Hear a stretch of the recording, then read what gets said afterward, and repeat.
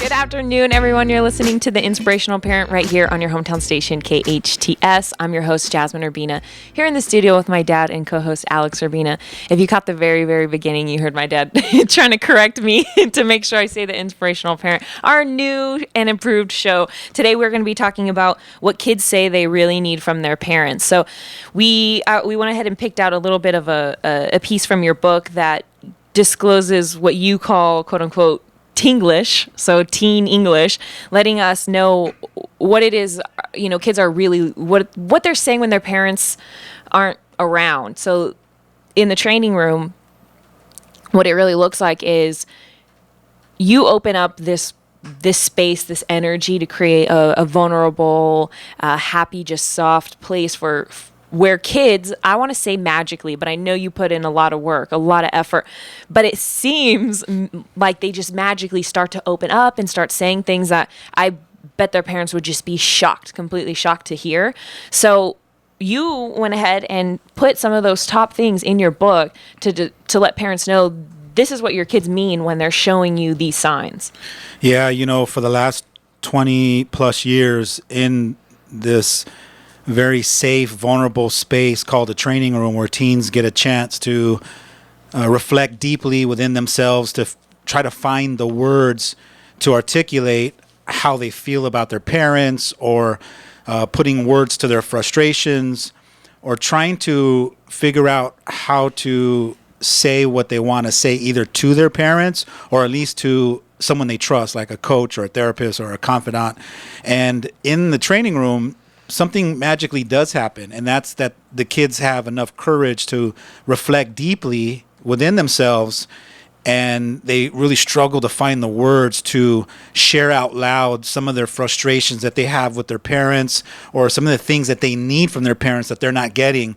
And I've been hearing those cries in training rooms for, like I said, 20 plus years in rooms all across the world. And as I was writing this book, The Inspirational Parent, I thought that I would give myself permission to share some of that insight for parents all across the world, so they can hear some of the words that kids are saying, that this is mom, dad, this is what I need. And so I created some bullet points in the book and really just kind of gave myself permission to share it. And obviously I cleaned it up a little bit because kids don't know how to articulate themselves that powerful. But what I did was I just took the gist of what they said and I polished it up and cleaned it so that it lands to the parent in a very profound way. Yeah, because I feel like as teens and even young adults, we're expressing to our parents how we feel, and we're expressing this same message. It's just not landing for them. So unless we blatantly say it right in their face, use words that they use and they understand and comprehend, which you're not going to get. I don't want to say ever, but 99% of the time, you're not going to get your kid to say that. And that's something that we say all the time. We stress that your kids are never going to say this to you. So if that's what you're waiting for to move forward with that type of parenting, you're going to be waiting forever. So, and the people that know that the most, a lot of times, are the staff members that I have in the training room that are adults and parents themselves. When they're in this space, they hear these parents, these teenagers speak like that and share that candidly and that honestly, and it moves all the adults to tears, and especially the parents, because they're for the first time going, wow, if these kids are saying these things, then it really shows me what my kids must be thinking and where they're holding themselves back, and they must not feel safe enough to share this honestly with me. And so it's such a big wake-up call, even for myself, every time in that training room, when I'm hearing those kids share that courageously, I'm hearing you and your brother and sister saying the same message. Hey, Dad, this is what we need from you. And so, I think that's why I feel like I've been really blessed through the years to have the honor of hearing those words, because it's like I'm hearing you guys telling me this is what we want, this is what we're yearning for. And then quite often, a lot of times when they're struggling to share whatever it is that they feel in that knot in their stomach, and I help them out and I put the words for them, they go, yeah, that's it.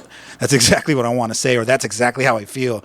So that's why I gave myself permission to articulate it in the words that helps kind of give them a voice. What's really interesting is when I'm in there in the training room and I see these teens opening up and being emotional and crying,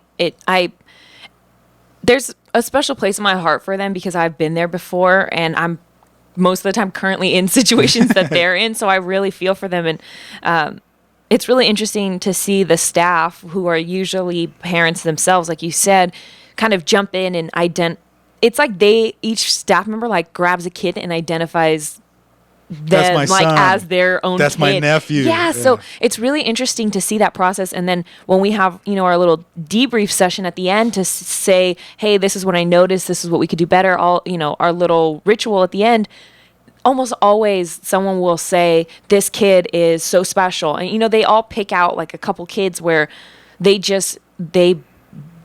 have a connection, like it's a natural connection. So when you are sending your kids to programs like this, there's so much going on inside that room that you will never know. It would be so amazing to just like have a camera in there and see the way your kid responds to some random stranger that they just met opening up. I think some parents would be like, this is weird. They would never expect their kid to be that way. And then when their kid comes home and they're calling you, telling you, oh my gosh, what did you do to my son? He's a completely different kid. And I always hear you on the phone, I didn't do anything. Your son came in the training room. He was really powerful. You give the parents the whole thing, the whole gist of it. It's the spiel that I give, which is, you create a different context or a different space for your kids to spread their wings, and they show up differently, which opens the possibility that as a parent, who you're being in your home, your context, your way of being is smothering your kids and not really portraying a safe space for them to feel like they could be themselves or express themselves in a certain way. So the training room is just that nurturing, loving, non-judgmental space that celebrates who they are, and it empowers them for them to kind of blossom. And so there's a lot of, I call it popcorning inside the training room. They're just, these kernels that are just popping, and it's the kids discovering their own greatness and realizing they have a voice and that they actually do have messages deep down inside that they want to communicate to their parents. But a lot of times they struggle with not feeling safe enough or having that permission to do that with their mom and dad. Yeah, and I have a couple of these Tinglish nuggets. Yeah, some of these statements that you find are really common that I'm going to read. So the first one says, I want my parents to walk alongside me as I make mistakes, advising me calmly and more compassionately. Now, your kid's never, ever, ever going to say this to you. Yeah. This is like the way that they say it translated into how parents are expecting it to come out, and it's not going to come out this way. Yeah, that was, if you just had a moment where you asked your son or daughter to be really mature and really evolved and say, tell me what you really mean, what are you trying to say, that's what they would say at the highest level. Now, that's what they mean, and that's what they want from you, and that's what they're trying to say. They just don't have the mental, emotional, or consciousness at a higher level to be able to articulate themselves like that. But that's what they mean, and that's what they want. And the way that they say it a lot of times shows up in symbols or behavioral issues or rolling their eyes, or they do all the little stuff that you don't like or that annoys you. That's really a byproduct of what they're trying to say to you or what they really desperately want or need from you. It's just that they don't know how to put it into words. Yeah, so for this particular statement, I can think of kind of a perfect example. I'm going to read it again. It says, I want my parents to walk alongside me as I make mistakes, advising me calmly and more compassionately. Now, what I imagine is a kid who came to his parents to tell them of a problem or something that he needed advice on. So he brings it up, or he or she brings it up, tells you the story. They're not telling you just to tell you most of the time. Sometimes, we're telling you because we want you to know, and we want to get your advice or your, what you see. But more importantly, you're telling us because you want us to walk alongside of you. Yes. Advising you from the side, not immediately telling you what we think you should do or making you bad and wrong because you're not doing it a certain way. And then we bring all of our junk, all of our interpersonal dysfunctions in, and we project it onto the kid. Yeah, and one of the other things it says, advising me calmly and more compassionately. I think naturally we react to the statements that we hear. Mm-hmm. So when your kid tells you, Mom, Dad, I got in trouble at school for whatever, talking too much, instead of, being angry or yelling at them, hey, don't do that. We want you to be calm and understand. Maybe go back to when you were in school. Put yourself in our shoes. Yeah, and kind of remember what it was like to be a young kid just at school. So I think what they're really trying to say here, one, yes, don't hover over me, let me make my mistakes, watch me, but also advise me from a place of compassion and of love and of understanding, instead of just naturally instinctively reacting and wanting to yell at us for whatever it is, because we came to you with this information. Now you drawing it out of us is different, us having to tell you, but sometimes your kids just start a conversation and will just tell you. And I know that for me personally, sometimes I'll just start telling my mom something, and then she starts offering advice, and if it's good, I'll take it, and if it's not good, I react in a way where it's like, Mom, did I ask for your advice? Yeah, or why did I even tell you? And then yeah, so all the eye rolling, Mom, I didn't ask you for your advice, I was just telling you. Yes, I was just telling you, but I made that decision that I was just telling you based on your reaction. Because when it initially started, if you were going to give me good advice, or at least deliver advice, even if it was not what I wanted to hear, at least if you're delivering it in a calm, compassionate way, I could understand and not react and be upset. Yeah, and I think you hit it right on the head when you said what you need from us is not to be reactive. So that calm, understanding, compassionate place means, Mom, Dad, don't react initially to what I say, or don't take it personal, or this is not a reflection of your parenting, or don't bring all your emotional baggage into this. I need you to first hear me out and allow that safe space for me just to let what I want to share with you land, and then be proactive, not reactive. And that's a first step in conscious parenting, is how often are you more reactive in situations rather than being proactive in situations? Yeah, and I feel like we probably said this before, we're going to say it 1,000 more times. There's in no situation, no realm of reality ever are we going to just offer information unless there's something that we expect from you as parents. Does that make sense? So I'm not going to just tell you a story just to tell you. You're my parent. You don't necessarily care who Susie or Cindy or Bobby is. I'm telling you a story to either give you that information as an update on my life, ask for advice without asking. So we as teens, we do these weird little dances around our parents to see how they're going to react to stuff for the future. So if you're saying, and I imagine parents say this all the time, hey, my kid doesn't talk to me anymore. He doesn't, I ask him how his day is. He says fine. And he goes to his room and that's it. Parents do that, right? They complain about that. Yeah. Well, it's because there's some history, maybe years and years of them opening up to you and not getting positive reactions where they just stopped opening up to you at all.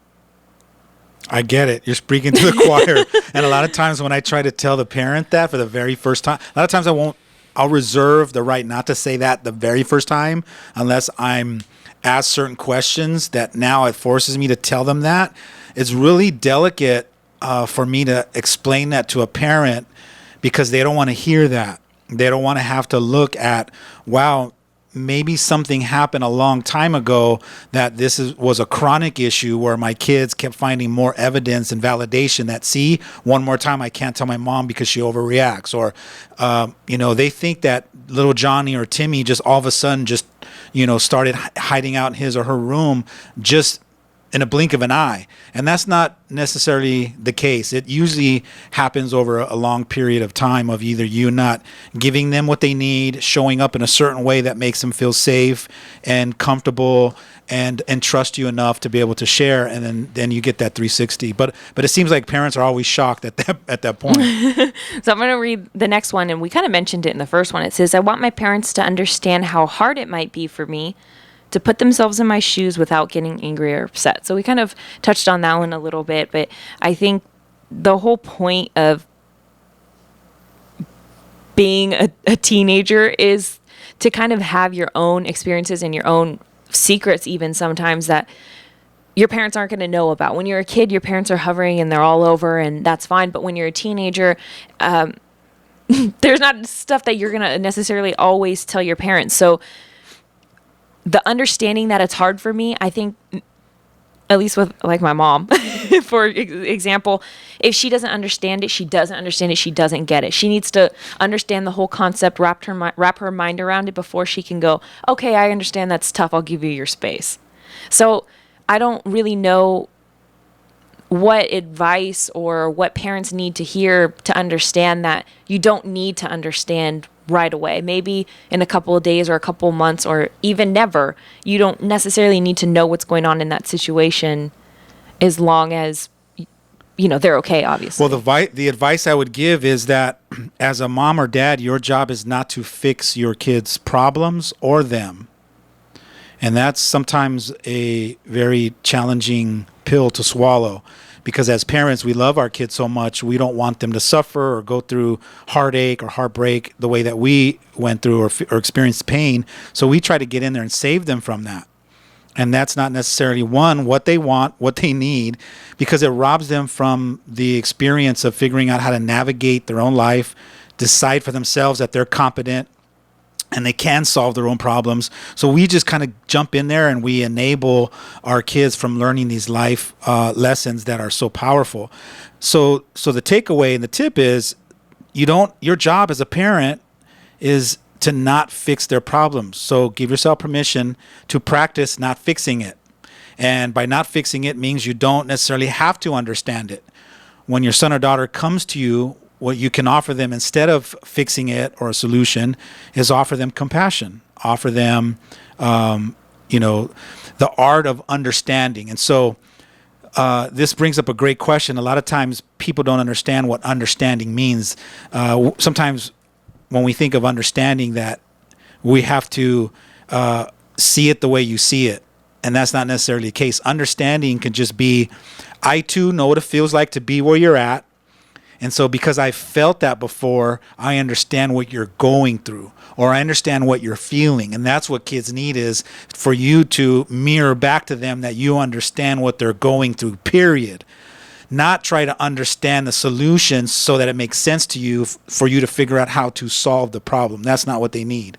They just need you to be compassionate and understanding. Master the art of understanding. You'll find that a lot more in distinctive when we talk about in the book, and a lot of the different chapters is mastering those different ways of being. So what I'm hearing you say is that parents, when they're trying to understand, to figure out how to solve the problem, that's all they're trying to do, is how to solve the problem. That's right. Yeah, they're trying to understand the situation so they can give you advice to solve the problem or fix the problem or to help you, rather than saying, let me hear what Susie's telling me so that I could identify with my past when I felt like that too. And then when I can identify that, I've been in a situation like that, then what your kids need for you to go, you know what, son, I felt like that too. I know what that feels like. And they go, oh my God, you do?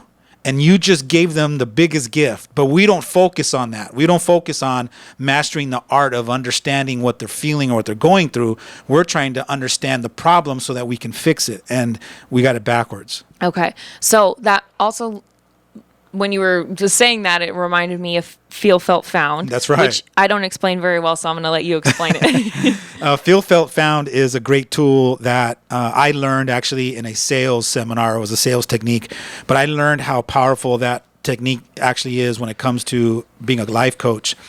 When people come and share whatever they're frustrated with, a lot of times I start out with a tool called Feel, Felt, Found. I know how you feel. I've felt the same way.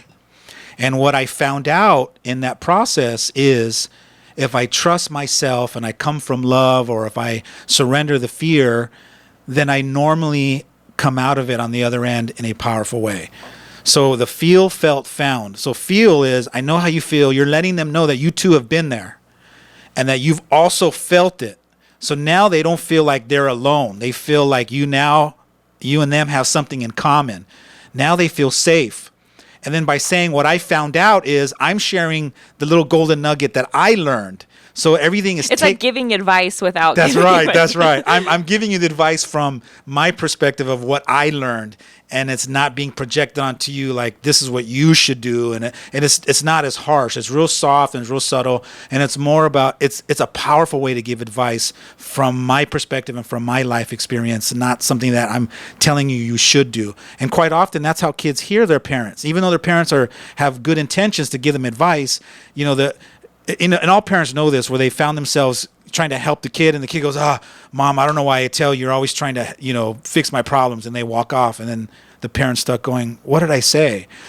It's not what you said, it's how you said it. And so the feel, felt, found is a very powerful tool that I teach parents how to stop, go to the feel, felt, found, and express themselves in that way. And then it becomes an art form that they learn how to master. And then the parents will be surprised how much now their kids keep coming to them with more problems and more issues. That's how you draw kids to you.